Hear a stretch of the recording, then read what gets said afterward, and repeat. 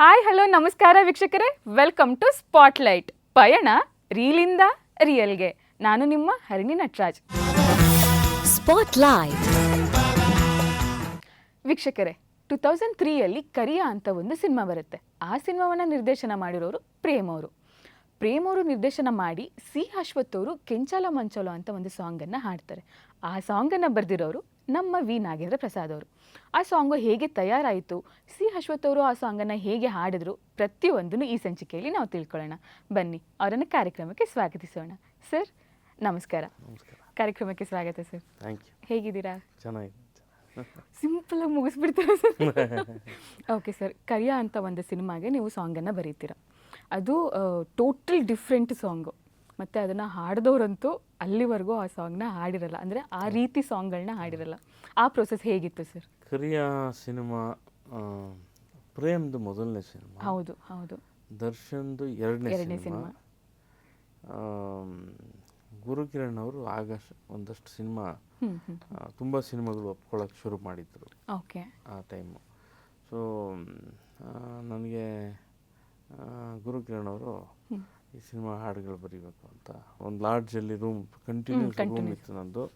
ಯಾವಾಗಲೂ ಬೇರೆ ಬೇರೆ ಸಿನಿಮಾ ಡೈಲಾಗ್ಗಳು ಬರೆಯೋದು, ಹಾಡು ಬರೆಯೋದು, ಡಿಸ್ಕಷನ್ಗೆ ಹೋಗೋದು, ಸ್ಕ್ರಿಪ್ಟ್ ಡಿಸ್ಕಷನ್ನು ಇದೇ ಜಾಸ್ತಿ. ಹಂಗಿದ್ದಾಗ ಹಾಡಿಗೆ ನಾನೇನು ಮಾಡಿದೆ, ರಾತ್ರಿ ಬಂದ್ಬಿಡು ಪ್ರೇಮ್ ಅಂತ ಬೇರೆ ಬೇರೆ ಹಾಡು ಬರೆದೆ. ಹೃದಯದ ಒಳಗೆ ಹೃದಯವಿದೆ ಅದೊಂದು ಹಾಡು, ಇನ್ನೊಂದು ಹಾಡು ಎಲ್ಲ ಆಯಿತು. ಬಟ್ ರೌಡಿಗಳ ಸಾಂಗ್ದು ನನಗೇನು ಹೇಳೋದು ಅಂದರೆ, ಪ್ರೇಮ್ ಹೇಳಿದ್ದು, ಗುರುಜಿ ರೌಡಿಗಳೆಲ್ಲ ಸೇರಿ ಹಾಡ್ತಾರೆ ಫಾರ್ ದ ಫಸ್ಟ್ ಟೈಮ್ ಈ ಥರದ್ದೊಂದು ಆನ್ ಸ್ಕ್ರೀನಲ್ಲಿ. ಸೊ ಅದು ಹೆಂಗಿರಬೇಕು ಅಂದರೆ, ನಾನು ಯೋಚನೆ ಮಾಡಿದ್ದು ತುಂಬ ಒಳ್ಳೆ ಇದು ಏನೋ ಸಿನಿಮಾ ರಂಗದಲ್ಲಿ ಒಂದು ಪ್ರಯತ್ನ, ಮೊದಲ ಸಲದ ಪ್ರಯೋಗ ಅದು. ಅಂದರೆ ಮಾಮೂಲಾಗಿ ಕೇಳಿದ್ದೀವಿ, ನಮಗೆ ಓಮಲ್ಲಿ ಹಾಡಿದೆ, ಆದರೆ ಅದೆಲ್ಲ ಬೇರೆ ಕಥೆಗೆ ಹೊಂದ್ಕೊಂಡಂಥದ್ದು. ಇದು ಹಂಗಿಲ್ಲ, ಒಂದು ಎಂಟರ್ಟೈನ್ಮೆಂಟಲ್ಲಿ ಒಂದು ಸಾಂಗ್ ಬರುತ್ತೆ ಅಂತ. ಸೊ ಈ ರೆಗ್ಯುಲರ್ ನಾವು ಡ್ಯಾನ್ಸರ್ನ ಯಾರನ್ನೋ ಇಟ್ಟು ಮಾಡೋದು ಹಂಗಲ್ಲ. ಆ ರೌಡಿಗಳ ಲ್ಯಾಂಗ್ವೇಜು ಅಥವಾ ಹೆಂಗಿರುತ್ತೆ ಆ ಲೈಫು, ಅದ್ರ ಮೇಲೆ ಹಾಡು ಸರಿ ಅಂತೇಳಿ ಅಲ್ಲಿ ಶುರು ಮಾಡಿದೆ. ಆ ಹಾಡು ನಮ್ಮ ತುಂಬ ದೃಶ್ಯಗಳು, ಅಂದರೆ ಒಂದೊಂದು 2 ಲೈನ್ ಒಂದೊಂದು ಸೀನ್ ಇರುತ್ತೆ. ಓಕೆ. ಏನು, ಮೂಲೆಗಲ್ಲಿ ಮಾಲಾಶ್ರೀ ಲವ್ ಯು ಅಂದಳು, ಮೂತಿಗಿಷ್ಟು ಫೈರ್ ಹಾಕ ಹೋಗು ಅಂದಳು, ಬೆಂಕಿ ಹಾಕ ಅನ್ನೋದು ಫೈರ್ ಹಾಕ, ಹೇಳಕ್ಕಾಗಲ್ಲ ಆಯಿತಾ, ಈ ಥರದ್ದು ಅದರ ಲೈನ್ಸು. ಬುಟ್ಟಿಗೆ ಬೀಳ್ತಾ ಇದೆ, ಸೇಟು ಫಿಗರ್, ಈ ಥರದ ಪದಗಳು ಇವೆಲ್ಲ ಬಳಸ್ತಾ ಇದ್ದಂಥ ಪದಗಳು, ನಾನು ನೋಡಿರೋಂಥ ಪದಗಳೇ. ಸೊ ಅದನ್ನು ಹಾಡಲ್ಲಿ ಅಲ್ಲಿವರೆಗೆ ಯಾರೂ ಬರೆದಿರಲಿಲ್ಲ. ನನಗೆ ಒಳ್ಳೆ ಅವಕಾಶ ಅದು ನನಗೆ. ನಾನು ಅದನ್ನು ಪರಿಪೂರ್ಣವಾಗಿ ಬಳಸ್ಕೊಂಡೆ. ಆ ತೀರಾ ನಮಗೆ ಸಮಾಜಕ್ಕೆ ಆಮೇಲೆ ನಮಗೆ ಅರ್ಥ ಆಗುತ್ತೆ, ಸ್ವಲ್ಪ ಅಷ್ಟು ಇನ್ನೂ ಜವಾಬ್ದಾರಿಯಿಂದ ಬರಿಬೇಕಾಗಿತ್ತು ಅಂತ ಅನಿಸುತ್ತೆ ಕೆಲವು ಸಾಲು. ಹಿಟ್ಟಾಯಿತು ಹಾಡು, ಇವತ್ತು ಕೇಳ್ತಾರೆ, ಸೂಪರ್ ಹಿಟ್ ಆಯಿತು. ಇನ್ನೊಂಚೂರು ಜವಾಬ್ದಾರಿಯಿಂದ ಮಾಡಬೇಕು ಇನ್ನು ಮುಂದೆ ಅಂತ ಅನ್ನಿಸ್ತು. ಹಂಗಂತ ಒಳ್ಳೆ ಹಾಡು ಇದು, ಎಂಟರ್ಟೈನ್ಮೆಂಟ್ ಸಾಂಗ್ ಅಷ್ಟೇ, ಅಲ್ಲಿವರೆಗೂ ತಗೋಬೇಕು ಅದನ್ನು. ಅದರಲ್ಲಿರೋ ಸಾಲುಗಳೆಲ್ಲ ನಾನು ನೋಡಿರೋಂಥ ವ್ಯಕ್ತಿಗಳು, ಪಾತ್ರಗಳು, ಕೇಳಿರೋಂಥ ಪದಗಳು, ಬಳಸಿರೋ ಪದಗಳು ಸುತ್ತಮುತ್ತ, ಅದನ್ನ ಇಟ್ಕೊಂಡು ಫಸ್ಟ್ ಟೈಮ್ ಆ ಥರ ರಾತ್ರಿ ಸರಿಸುಮಾರು ಆ ಹಾಡು ಬರೆದಾಗ 1 ಗಂಟೆ ಇರ್ಬೋದು. ಪ್ರೇಮ್ಗೆ ಒಂದು 11-11:30 ಮೇಲೆ ಬಂದ್ಬಿಡುಗರು ರೂಮ್ಗೆ, ಎಲ್ಲ ಫ್ರೀ ಆಗಿರ್ತೀನಿ ಎಲ್ಲ ಮುಗಿಸ್ಕೊಂಡು ಅಂತ. ಪಾಪ ಪ್ರೇಮ್ ಬಂದ್ರಲ್ಲಿ ಕೂತ್ಕೊಂಡು ಗುರುಜಿ ಅಂತ ಪಟ ಪಟ ಪಟ ಪಟ ಬರದೆ ಹಿ ಎಂಜಾಯ್ಡ್ ಇಟ್. ಯಾಕೆಂದರೆ ಫಸ್ಟ್ ಟೈಮ್ ಅಲ್ಲ ಆ ಥರದ್ದು ಕೇಳ್ತಾ ಇರೋದು, ಅದೊಂದು ಮೂಮೆಂಟ್ ಅಂತ. ಈಗ ಆ ಥರದ್ದು ಪ್ರಯೋಗ ಮಾಡೋದಕ್ಕೆ ಒಂದು ಮೂಮೆಂಟ್, ಅದು ಮಾಡಿದ್ವಿ. ಅದು ಎಷ್ಟು ದೊಡ್ಡ ಸಕ್ಸಸ್ ಅಂದರೆ, ನಾನೇ ಕಣ್ಣಲ್ಲಿ ಹೋಗಿ ನೋಡಿದ್ದೀನಿ. ಸ್ವಪ್ನ ಥಿಯೇಟ್ರಲ್ಲಿ ಸೆಕೆಂಡ್ ರಿಲೀಸ್ ಹಾಕಿದ್ರು. ಜನ ಹೆಂಗೆ ಬರೋರು ಆ ಸಾಂಗ್ಗೋಸ್ಕರ ಟಿಕೆಟ್ ಬೆಳಗ್ಗೆ ತೊಗೊಂಬಿಟ್ರವರು. ಅವ್ರಿಗೆ ಗೊತ್ತು ಯಾವಾಗ ಆ ಸಾಂಗ್ ಬರುತ್ತೆ ಅಂತ. ಐ ಮೀನ್ ಶೋ ಟೈಮ್ಗೆ ಟಿಕೆಟ್ ತೊಗೊಂಬಿಡೋದು, ಬೇರೆ ಎಲ್ಲ ಕೆಲಸ ಮಾಡ್ಕೊಂಬರೋದು ಮೆಜೆಸ್ಟಿಕಲ್ಲಿ. ಆ ಸಾಂಗ್ ಬರೋ ಟೈಮ್ ಅವ್ರಿಗೆ ಗೊತ್ತೇ ಈ ರೀಲಲ್ಲಿ ಬರುತ್ತೆ ಈ ಸಾಂಗು ಅಂತ, ಎಲ್ಲ ಓಡ್ಬಂದು ನೋಡೋರು. ಆಮೇಲೆ ಆ ಹಾಡೇನೋ ದೊಡ್ಡ ಪಬ್ಲಿಸಿಟಿಯಲ್ಲಿ ಉದಯ ಟಿ ವಿ ಯೂಟ್ಯೂಬ್ ಪಾತ್ರ ಭಾಳ ದೊಡ್ಡದು. ಯಾಕಂದ್ರೆ ಅಲ್ಲಿ ಯಾವ ಮಾಧ್ಯಮನೂ ಅಂದರೆ ಮ್ಯೂಸಿಕ್ ಮಾಧ್ಯಮ ಯಾವುದೂ ಇರಲಿಲ್ಲ. ಯೂಟ್ಯೂಬ್ನಲ್ಲಿ ಬಹುಶಃ ನೀವು ಅವತ್ತಿಂದು ನಿಮ್ಮ ಹತ್ರ ಇದಿರುತ್ತೆ, ರಿಪೋರ್ಟ್ ಇರುತ್ತೆ, ತೆಗೆದ್ರೆ ದಿನ 100 ಸಲ ಹಾಕಿದ್ರು. ಯಾವಾಗ ಟಿ ವಿ ಯೂಟ್ಯೂಬ್ ಆನ್ ಮಾಡಿದ್ರು ಹಾಡು ಬರ್ತಿತ್ತು. ಅದು ಭಾಳ ದೊಡ್ಡ ಪಾತ್ರ ವಹಿಸಿದೆ ಯೂಟ್ಯೂಬ್ ಅಂತ. ಅಂದ್ರೆ ಹೇಳ್ದೆ ಕೇಳ್ದೆ ಪ್ರಚಾರ ಚೆನ್ನಾಗಿದೆ, ಸಿಕ್ಕಾಪಟ್ಟೆ ಪ್ರಚಾರ ಆಯ್ತು. ಅದು ಏನೋ ಇಷ್ಟ ಆಗ್ಬಿಡ್ತು ಜನಕ್ಕೆ. ಹೌದು ಸರ್, ಅಂದ್ರೆ ಆ ಲೈನ್ಸ್ಗಳು ತಾನೇ ಬಂದ್ಬಿಡುತ್ತೆ ಬಾಯಲ್ಲಿ ಒಂದ್ಸತಿ ಡಿಸ್ಕಷನ್. ಯಾರು ಹಾಡಿದ್ರೆ ಚೆನ್ನಾಗಿರ್ತಂದ್ರೆ ರೆಗ್ಯುಲರ್ ಸಿಂಗರ್ಸ್ ಹಾಡಬಾರ್ದು, ಆಗ ಸಿ ಅಶ್ವಥ್ ಹಾಡ್ಸೋಣ ಅಂತ ಡಿಸ್ಕಷನ್ ಮಾಡಿ. ಇದು ಅಂಡ್ ಇವರು ಗುರುರಾಜ್ ಹೊಸಕೋಟೆ ಅವ್ರದ್ದು ಬೇರೆ ಸ್ಟೈಲ್ ಆಫ್ ಸಾಂಗ್ ಇತ್ತು, ಅವ್ರ ಸಾಂಗ್ಗಳು ಬೇರೆ ಸ್ಟೈಲು. ಅವ್ರನ್ನ ಹಾಡ್ಸಿದ್ರೆ ಹೆಂಗಿರುತ್ತೆ ಅಂತ ಅವರಿಬ್ಬರು ಕಾಂಬಿನೇಷನ್ ಮಾಡಿ ಹಾಡ್ಸಿದ್ವಿ. ಆ ಕೋರಸ್ ಅಲ್ಲೆಲ್ಲ ನನ್ನ ವಾಯ್ಸ್ ಇದೆ. ಹೌದಾ? ಅಂದರೆ ಇದು ಆ್ಯಕ್ಚುಲಿ ಇಂಟ್ರೆಸ್ಟಿಂಗ್ ವಿಷಯ. ಏನಕ್ಕೆ ಅಂತಂದರೆ ಸಿ ಅಶ್ವಥ್ ಅವರು ಅಲ್ಲಿವರೆಗೂ ಈ ಥರ ಸಾಂಗ್ಸ್ಗಳನ್ನ ಹಾಡಿರಲಿಲ್ಲ, ಮತ್ತು ಈ ಥರ ಪದಗಳನ್ನ ಅವ್ರು ಯೂಸ್ ಮಾಡಿದ್ರು ಇಲ್ವೋ ಗೊತ್ತಿಲ್ಲ ನಮಗೆ. ಹೆಂಗೆ ಒಪ್ಪಿಸ್ತೀರಿ ಸರ್ ಅವರನ್ನು? ಒಪ್ಕೊಂಡ್ರ ಅವರು ಹೆಂಗೆ ಅಂದರೆ ವೆರಿ ಮೂಡಿ ಫೆಲೋ ಸಿ ಅಶ್ವಥ್ ಅವರು. ಆಮೇಲೆ ತುಂಬ ಹ್ಯೂಮರ್ ಇದ್ದಂಥ ವ್ಯಕ್ತಿ. ನಗು ಅಂದರೆ ಅವ್ರ ಇದೇ ಬೇರೆ, ತುಂಬ ಸೀರಿಯಸ್ ಆಗಿರುತ್ತೆ ಅವ್ರದ್ದು ಹ್ಯೂಮರು, ಬಟ್ ಸಖತ್ ನಗು ಬರುತ್ತೆ, ಆ ಥರದ ವ್ಯಕ್ತಿತ್ವ. ಆಮೇಲೆ ಮಗುವಿನಂಥ ಮನಸ್ಸು,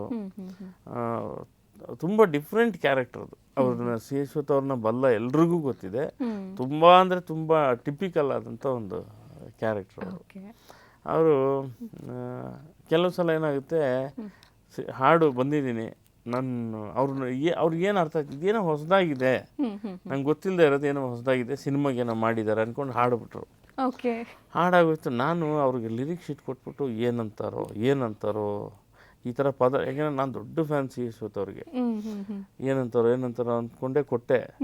ಅವ್ರು ನೋಡಿದ್ರೆ ಓದಿದ್ರು, ಸರಿ ರೆಡಿ ಅಂತ ನಿಂತು ಹಾಡೇ ಬಿಟ್ರು. ನಾನು ಓಡ್ ಬಂದ್ಬಿಟ್ಟೆ ಕೆಳಗಡೆ ಸ್ಟುಡಿಯೋಯಿಂದ, ಏನು ಒಡೆದ್ಗಿಡ್ಬಿಟ್ಟಾರ ಒಂದು ಏಟು ಅಂತ. ಆಮೇಲೆ ನೋಡಿದ್ರೆ ಹಾಡ್ಬಿಟ್ರು ಸೈಲೆಂಟಾಗಿ ಹೊರಟೋದ್ರು. ಅವ್ರಿಗೆ ಗೊತ್ತಾಗ್ಲಿಲ್ಲ, ಅವ್ರಿಗೆ ಆ ಸ್ಟೈಲ್ ಆಫ್ ಲ್ಯಾಂಗ್ವೇಜ್ ಗೊತ್ತಿಲ್ಲಲ್ಲ ಪಾಪ. ಭಾವಗೀತೆಯ ಮಹಾರಾಜ ಅವ್ರಿಗೆ ಇದು ಗೊತ್ತಿಲ್ಲ. ಆಮೇಲೆ ಏನಾಯ್ತು, ಸ್ವಲ್ಪ ದಿವಸ ಆಯಿತು, ಹಾಡು ಹಿಟ್ಟಾಗೋಯ್ತು, ಸೂಪರ್ ಹಿಟ್ ಆಯಿತು. ಅಲ್ಲಿ ಇಲ್ಲಿ ಅವ್ರಿಗೆ ಎಲ್ಲೇ ಹೋದರು ಅವರು ಶೋ ಮಾಡ್ತಿದ್ರು. ಪ್ರತಿ ದಿವಸ ಯಾವುದಾದ್ರು ಒಂದು ಕಡೆ ಅವ್ರ ಶೋ ಇರ್ತಿತ್ತು, ಭಾವಗೀತೆಗಳ ಶೋ. ಅಲ್ಲೆಲ್ಲ ಜನ ರಿಕ್ವೆಸ್ಟ್ ಅಂತೆ, ಸರ್ ಈ ಸಾಂಗ್ ಆಡಿ ಅಂತ. ಅದು ನೋಡಿ ನೋಡಿ ನೋಡಿ ಅವರಿಗೆ ಇರಿಟೇಟ್ ಆಗಿ ಕೊನೆಗೆ ಅವರು ಹೋದ ತಕ್ಷಣ ಫಸ್ಟು ನೋಡಿ ಅದೊಂದು ಸಿನಿಮಾ ಹಾಡು ಮಾತ್ರ ನಾನು ಹಾಡಲ್ಲ, ಹಂಗಿದ್ರೆ ಕಾರ್ಯಕ್ರಮ ಕೊಡಿ, ಇಲ್ಲಾಂದರೆ ನಾನು ಬರೋಲ್ಲ, ಒಪ್ಪಲ್ಲ, ಹೀಗೆ ನೇರವಾಗಿ ಹೇಳಿ ಮಾಡಿದ್ದಾರೆ. ಬಟ್ ಆದರೂ ಜನ ಚೀಟಿ ಕಳಿಸೋರಂತೆ, ಸರ್ ಇದೊಂದು ಸಾಂಗ್ 2 ಲೈನ್ ಹಾಡ್ಬಿಡಿ ಸರ್ ಅಂತ. ಸಿಟ್ಟು ಬರ್ತೀನಿ. ಇದೆಲ್ಲ ಆಯಿತು. ಅದಾಗ ಒಂದು ವರ್ಷ 6-7 ತಿಂಗಳಾಯಿತು.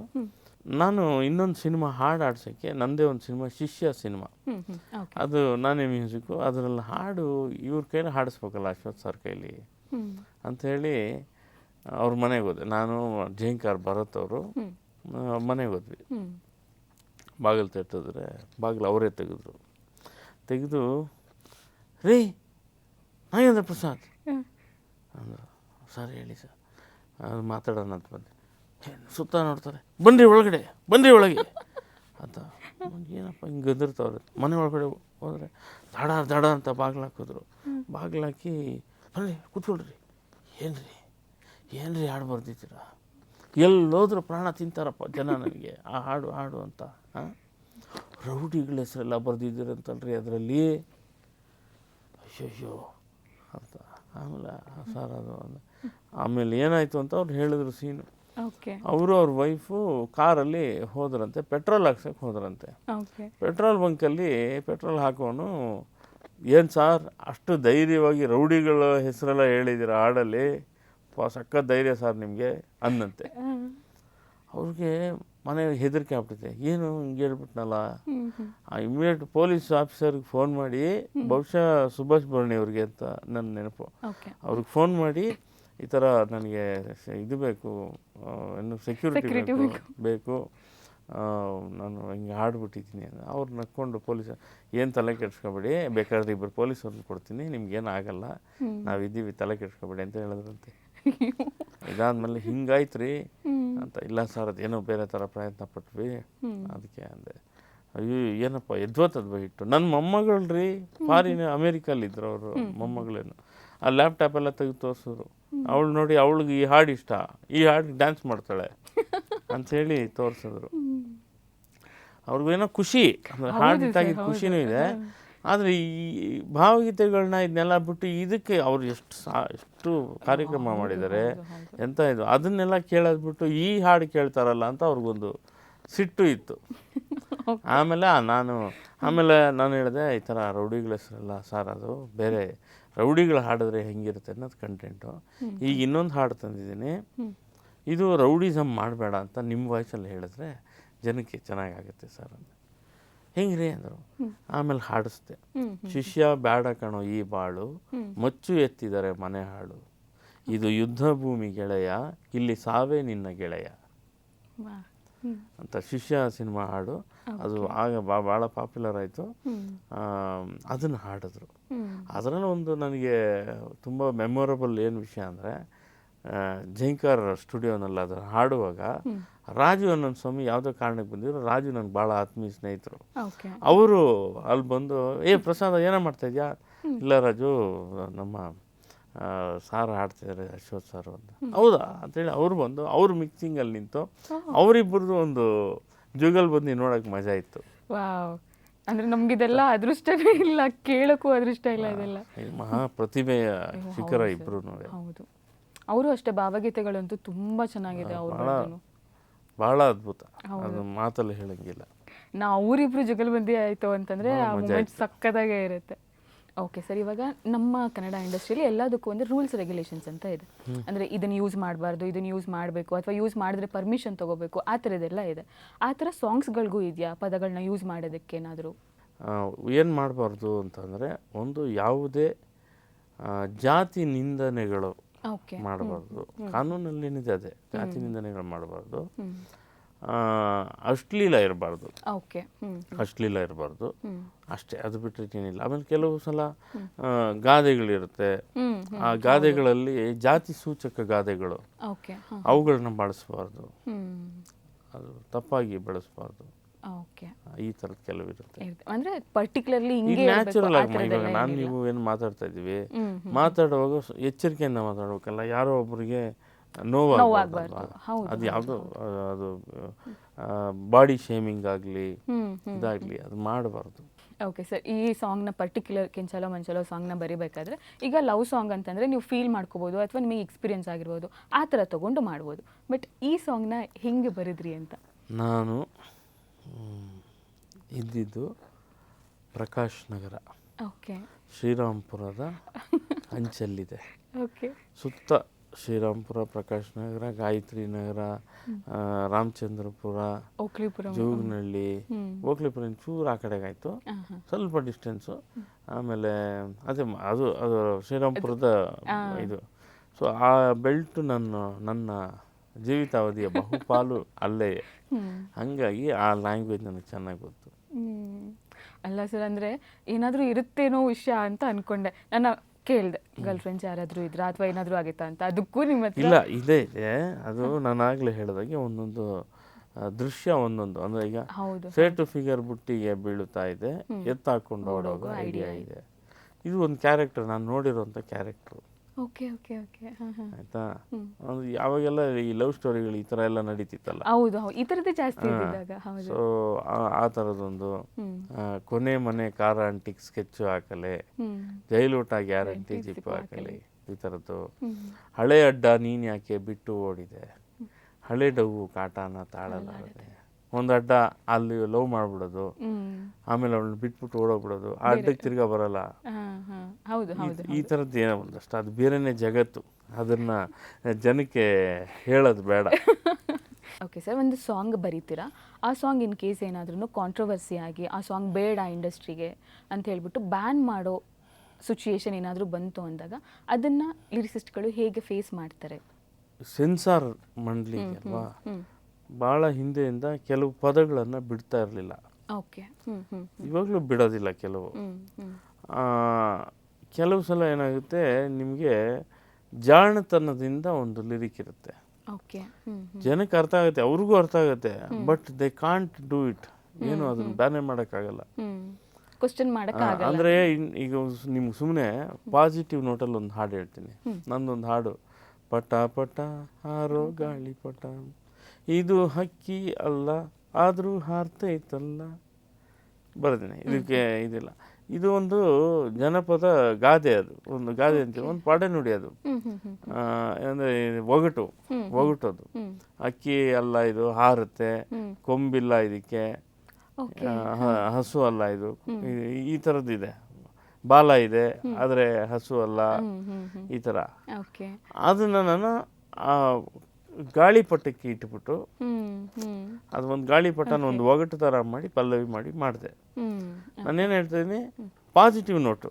ಈಗ ನಾವು ಯಾವುದೋ ಒಂದು ಅಶ್ಲೀಲನೋ ಏನಾದರೂ ಅದನ್ನು ನೀವು ಹೇಳುವ ಸ್ಟೈಲಲ್ಲಿ ಸೆನ್ಸರ್ಗೆ ಕತ್ತರಿ ಹಾಕೋಕ್ಕೆ ಜಾಗ ಇಲ್ದಂಗೆ ಒಂದು ಹೇಳ್ಬೋದು. ಅದು ಕಸರತ್ತಿದೆ.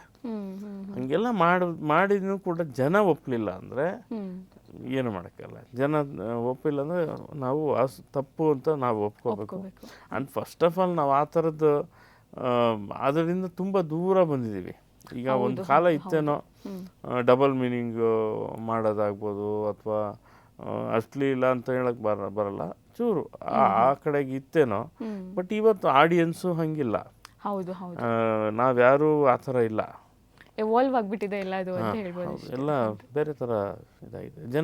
ಜನನೇ ಕಿತ್ತಾಕ್ಬಿಡ್ತಾರೆ, ಚೆನ್ನಾಗಿಲ್ಲ ಇದು, ನಿಮ್ಗೆ ಗೊತ್ತಿದೆ. ಹೌದು, ಆ ಥರ. ಓಕೆ ಸರ್, ಒಂದು ಸಾಂಗ್ನ ಬರೆಯೋದಕ್ಕೆ ಹೌದು ನೀವು ಸ್ಪಾಟಲ್ಲಿ ಬರೀತೀರಾ, ತುಂಬ ಸ್ಪಾಂಟೇನಿಯಸ್ ಆಗಿ ಬರೀತೀರಾ. ಬಟ್ ಹೌದು, ಅದಕ್ಕೆ ಒಂದು ಶ್ರಮ ಅಂತ ಇದ್ದೇ ಇರುತ್ತೆ.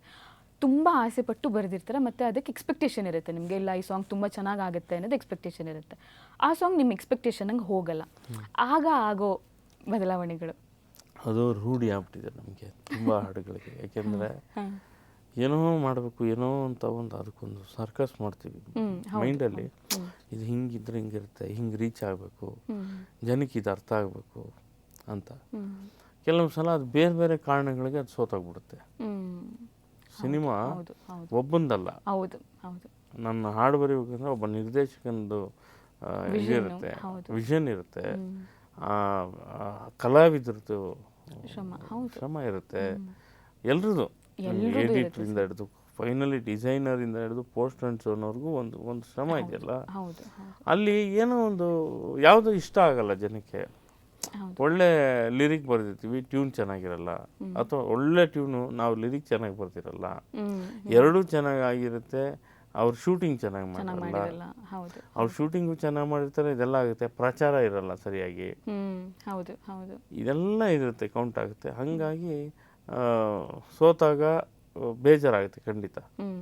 ಆಮೇಲೆ ಇವತ್ತು ನಂದು ಯಾವುದೋ ಹಿಟ್ ಸಾಂಗ್ ಹಾಡ್ತಾರಲ್ಲ ಸೋಷಿಯಲ್ ಮೀಡಿಯಾಲಾಗಲಿ, ಮಾತಾಡುವಾಗ ಆ ಹಾಡು ಈ ಹಾಡು ಅಂತ ತುಂಬ ಜನ, ನಾನು ಇತ್ತೀಚೆಗೆ ನಾನು ಸೋಷಿಯಲ್ ಮೀಡಿಯಾ ಇನ್ಸ್ಟಾಗ್ರಾಮಲ್ಲಿ ನೋಡ್ತೀನಿ, ಮೂಲೆಯಲ್ಲಿರೋ ಹಾಡು ನಮಗೆ ಗೊತ್ತೇ, ನಾನು ಮರ್ತೇ ಬಿಟ್ಟಿದ್ದೀನಿ, ಆ ಹಾಡನ್ನ ತಂದು ಮುಂದೆ ಬಿಡ್ತಾರೆ, ಅದರಲ್ಲಿರೋ ಸ್ಟ್ರೆಂತ್ನ ಮಾತಾಡ್ತಾರೆ, ಅದು ಖುಷಿ ಆಗುತ್ತೆ. ಅಲ್ಲ ಸರ್, ಅಂದರೆ ಸೋಷಿಯಲ್ ಮೀಡಿಯಾದು ಒಂದು ಇದು ಅಡ್ವಾಂಟೇಜ್ ಆಯಿತು ಅಂತಂದರೆ ಆಬ್ವಿಯಸ್ಲಿ ಡಿಸ್ಅಡ್ವಾಂಟೇಜ್ ಬೇರೆ ಇರುತ್ತೆ. ಹೌದು, ಓಕೆ ಸರ್. ಸ್ಪೆಷಲಿ ಈ ಸಾಂಗು ಕೆಂಚಲ ಮಂಚಲ ಸಾಂಗು ಇವತ್ತುವರೆಗೂ ಅಷ್ಟೇ ರೇಂಜಲ್ಲಿ ಹಿಟ್ ಆಗ್ತಿದೆ. ಇದು ರಿಲೀಸ್ ಎಲ್ಲ ಆದಮೇಲೆ ಜನರ ರಿಯಾಕ್ಷನಿಗೆ ನಿಮ್ಮ ರಿಯಾಕ್ಷನ್ ಹೇಗಿತ್ತು, ಮನೆಯಲ್ಲಿ ರಿಯಾಕ್ಷನ್ ಹೇಗಿತ್ತು? ನನಗೆ ಸಿನಿಮಾ ನೋಡಿದೆ, ನನಗೆ ಆಯಿತು, ಸಿನಿಮಾ ಫಸ್ಟ್ ರನ್ನಲ್ಲಿ ಚೆನ್ನಾಗಿ ಹೋಗಲಿಲ್ಲ, ಸಿನಿಮಾ ತೆಗೆದಾಕ್ಬಿಟ್ರು. ಬಟ್ ಆ ಹಾಡು ಎಷ್ಟು ಪಾಪ್ಯುಲರ್ ಆಗೋಯ್ತು ಅಂದರೆ ಆ ಸಿನಿಮಾಗೆ ಮತ್ತೆ ಜೀವ ಬಂತು ಆ ಹಾಡಿಂದ. ಸೊ ಸೆಕೆಂಡ್ ರನ್ನಲ್ಲಿ ಇನ್ನೊಬ್ಬರು ಬೇರೆಯವರು ಡಿಸ್ಟ್ರಿಬ್ಯೂಟ್ರು ತೊಗೊಂಡು ಆ ಸಿನಿಮಾನ ರಿಲೀಸ್ ಮಾಡಿದ್ರು. ಅವರು ಸೂಪರಾಗಿ ಸಂಪಾದನೆ ಮಾಡಿದ್ರು, ಚೆನ್ನಾಗಿತ್ತು. ನನಗೆ ಆ ಹಾಡಿಗೆ ಇನ್ನೂ ಇಂಟ್ರೆಸ್ಟಿಂಗ್ ಏನು ಗೊತ್ತಾ, ನನ್ನ ಹೆಸರು ಹೇಳ್ಬೇಕ ಬೇಡ ಗೊತ್ತಿಲ್ಲ, ಒಬ್ಬರು ಭಾಳ ಆತ್ಮೀಯರು ನಿರ್ಮಾಪಕರು. ಈ ರಾತ್ರಿ ಏನು ಮಾಡೋರು ಅಂದರೆ ಅವರು ಭಾಳ ಮ್ಯೂಸಿಕ್ ಪ್ರಿಯರು, ಲೈವ್ ಬ್ಯಾಂಡ್ಗೆ ಹೋಗೋರು. ಆಗ ಲೈವ್ ಬ್ಯಾಂಡ್ ಚೆನ್ನಾಗಿ ಇತ್ತು, ಈಗಿಲ್ಲ ಅನಿಸುತ್ತೆ. ಆಗ ರಾತ್ರಿ 1 ಗಂಟೆಯಲ್ಲಿ ನಾನು ಮಲಗಿರ್ತೀನಿ, 1 ಗಂಟೆಯಲ್ಲಿ ಫೋನ್ ತಗೊಂಡು, ಅಣ್ಣ 1 ಲಕ್ಷ ಹೊಡೆದೆ ಈಗ. ಏನಣ್ಣ, ಏನು ಕೆಂಚಾಲ ಮಚ್ಚಾಲ ಹಾಡು ಹಾಕ್ಸ್ಬಿಟ್ಟು 1,00,000 ರೂಪಾಯಿ ಮಾಡಿದೆ, ಖರ್ಚು ಮಾಡಿದೆ ಅಂತ. ಅದು ಒಂದು ಕಡೆ. ನೆಕ್ಸ್ಟು ಅವ್ರು ಹೋದರೆ ಎಲ್ಲ ಹಿಂದಿ ಏನು ಬೇರೆ ಇಂಗ್ಲೀಷು ತೆಲುಗು ತಮಿಳು ಹಾಡು ಆಡ್ತಿದ್ರೆ ಅದನ್ನೆಲ್ಲ ನಿಲ್ಲಿಸಿ ಕನ್ನಡ ಹಾಡು ಲೈವ್ ಬ್ಯಾಂಡಲ್ಲಿ ಹಾಡಿದ, ಬಹುಶಃ ಲೈವ್ ಬ್ಯಾಂಡಲ್ಲಿ ಹಾಡಿದ ಕನ್ನಡ ಹಾಡು ಇದು ಕೆಂಚಾಲ ಮಚ್ಚಾಲ. ಸೊ ಅದನ್ನು ನಿಲ್ಲಿಸಿ ಈ ಹಾಡು ಹಾಕ್ಸಿ ಪ್ರತಿನಿತ್ಯ ಅವ್ರು ಎಲ್ಲಿ ಲೈವ್ ಬ್ಯಾಂಡ್ಗೆ ಹೋದ್ರೂ ಆ ಹಾಡು ಹಾಕ್ಸ್ತಿದ್ರು. ನನಗೆ ಫೋನ್ ಮಾಡೋರು ರಾತ್ರಿ ಬೆಳಗಿನ ಜಾವ 4 ಗಂಟೆ 3 ಗಂಟೆಗೆಲ್ಲ. ಅವ್ರು ಫೋನ್ ಬಂದರೆ ನಮ್ಗೇನು ಬ್ಲಾಕ್ ಮಾಡ್ಬೇಕಾ ಬಿಡ್ಬೇಕಾ ಗೊತ್ತಾಗ್ತಿರ್ಲಿಲ್ಲ. ರಾತ್ರಿ ಬಂದರೆ ಕನ್ಫರ್ಮ್ ಇದಕ್ಕೆ ಮಾಡಿದ್ದು, ಹಾಂ ಅಣ್ಣ ಹಾಡು ಹಾಕ್ಸಿದ್ದೀನಿ, ಈಗ ಹಾಕ್ಸಿದ್ದೀನಿ ಕೇಳು ಅನ್ನೋರು. ಆ ಥರ ಅದ್ರ ಪಾಪ್ಯುಲಾರಿಟಿ ಆ ಹಾಡಿಗೆ ಸಿಕ್ಕಾಪಟ್ಟೆ. ಎಷ್ಟೋ ಸಲ ಸರ್ ಸಿನಿಮಾಗಳಲ್ಲಿ ಕಂಟೆಂಟ್ ಇಲ್ಲ ಅಂದ್ರೂ ಅಥವಾ ಏನೋ ಒಂದಿಲ್ಲ ಸಿನಿಮಾದಲ್ಲಿ ಕಂಟೆಂಟ್ ಚೆನ್ನಾಗಿಲ್ಲ ಅಂತಂದ್ರೂ ಹಾಡುಗಳಿಂದ ಗೆದ್ದಿರೋ ಸಿನಿಮಾಗಳಿದೆ. ತುಂಬ ಸಿನಿಮಾಗಳು ಹಾಡುಗಳಿಂದ ಗೆದ್ದಿರೋದಿದೆ. ಮತ್ತು ನೀವು ಹೇಳ್ದಂಗೆ ಇದು ಕೂಡ ಒಂದು ಎಕ್ಸಾಂಪಲ್ ಆಗ್ಬೋದು. ಇಷ್ಟೆಲ್ಲ ಆದಾಗ ನಿಮಗೆ ಎಷ್ಟು ಖುಷಿ ಆಗುತ್ತೆ ಸರ್? ಒಂದು ಸಾಂಗಿಂದ ಮತ್ತೆ ಜನ ಬರ್ತಿದ್ದಾರೆ, ಅದನ್ನು ನೋಡೋಕ್ಕೆ ಅಂತ ಬರ್ತಿದ್ದಾರೆ, ಅದನ್ನು ಬರ್ದಿರೋರು ನೀವು ಅಂತಂದಾಗ ನಿಮಗೆ ಎಷ್ಟು ಖುಷಿ ಆಗುತ್ತೆ? ಡೆಫಿನೆಟಾಗಿ ಖುಷಿ ಆಗುತ್ತೆ. ಆದರೆ ಆವತ್ತಿಗೆ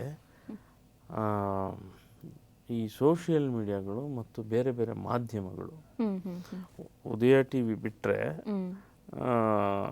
ಬೇರೆ ಬೇರೆ ಇವತ್ತಿರುವ ನ್ಯೂಸ್ ಚಾನಲ್ಗಳಾಗಲಿ ಸೋಷಿಯಲ್ ಮೀಡಿಯಾ ಆಗಲಿ ಇದು ಯಾವುದು ಇಲ್ಲದ ಕಾರಣ ಅವತ್ತಿನ ಪಾಪ್ಯುಲಾರಿಟಿಯ ಇದು ಕಡಿಮೆ. ಈಗ ಅದೇ ಹಾಡು ನಾನು ಬರ್ದಿರೋದು ಅಂತ ಎಲ್ರಿಗೂ ಗೊತ್ತಿದೆ. ನಾನು ಹೇಳೋದು ಇವತ್ತಾಗಿದ್ರೆ ಅದರ ಇದೇ ಬೇರೆ. ಹೌದು ಹೌದು, ಆ್ಯಕ್ಚುಲಿ ಹೌದು. ಸೊ ಸೋಷಿಯಲ್ ಮೀಡಿಯಾ ಭಾಳ ಸ್ಪೀಡ್ ಇದೆ, ಭಾಳ ಸ್ಟ್ರೆಂತ್ ಇದೆ. ಅದನ್ನು ಅದು ಭಾಳ ಹೆಲ್ಪ್ಫುಲ್ ಆಗಿದೆ ತಂತ್ರಜ್ಞರಿಗೆ, ಕಲಾವಿದರಿಗೆ, ತಂತ್ರಜ್ಞರಿಗೆ, ಪ್ರತಿಭಾವಂತರು ಯಾರೇ ಇದ್ರೂ ಕ್ರಿಯಾಶೀಲವಾಗಿ ಏನೇ ಮಾಡಿದ್ರು ಕೂಡ ಅವರಿಗೆ ಒಂದು ಶಕ್ತಿಶಾಲಿಯಾಗಿ ಆಯುಧವಾಗಿ ನಿಂತಿದೆ. ಹೌದು ಸರ್, ಹೌದು. ಓಕೆ ಸರ್, ನಮ್ಮ ಜೊತೆ ಇಷ್ಟೊತ್ತು ಕೂತ್ಕೊಂಡು ಮಾತಾಡಿ ಇಂಟ್ರೆಸ್ಟಿಂಗ್ ವಿಷಯಗಳನ್ನ ನಮಗೆ ಹೇಳಿದ್ದೀರಾ. ಇಷ್ಟೊತ್ತು ಕೂತ್ಕೊಂಡು ಮಾತಾಡೋದಕ್ಕೆ ತುಂಬ ಧನ್ಯವಾದಗಳು sir. Thank you so much. So ವೀಕ್ಷಕರೇ, ನೋಡಿದ್ರಲ್ಲ ನಮ್ಮ ನಾಗೇಂದ್ರ ಪ್ರಸಾದ್ ಅವರು ಬರೆದಿರೋ ಅಂಥ ಕೆಂಚಾಲ ಮಂಚಲ ಸಾಂಗು ಹೇಗೆ ತಯಾರಾಯಿತು, ಹೇಗೆ ಶೂಟ್ ಆಯಿತು ಮತ್ತು ಹೇಗೆ ಆ ಸಾಂಗನ್ನು ಹಾಡಿಸಿದ್ರು, ಪ್ರತಿಯೊಂದನ್ನು ಸಂಪೂರ್ಣವಾಗಿ ನಾವು ಈ ಸಂಚಿಕೆಯಲ್ಲಿ ತಿಳ್ಕೊಂಡ್ವಿ. ನಾನಂತೂ ಈ ಸಂಚಿಕೆನ ತುಂಬಾ ಎಂಜಾಯ್ ಮಾಡಿದೆ, ನೀವು ಕೂಡ ಎಂಜಾಯ್ ಮಾಡಿರ್ತೀರಾ ಅಂತ ಅನ್ಕೊತೀನಿ. ಹಾಗಾದರೆ ನಿಮ್ಮ ಭೇಟಿ ಮುಂದಿನ ಸಂಚಿಕೆಯಲ್ಲಿ. ಅಲ್ಲಿವರೆಗೂ ಸಣ್ಣ ಉದಯ ಕಾಮಿಡಿ ನೋಡ್ತಾ ಇರಿ, ನಗ್ತಾ ಇರಿ. ಸ್ಪಾಟ್ಲೈಟ್.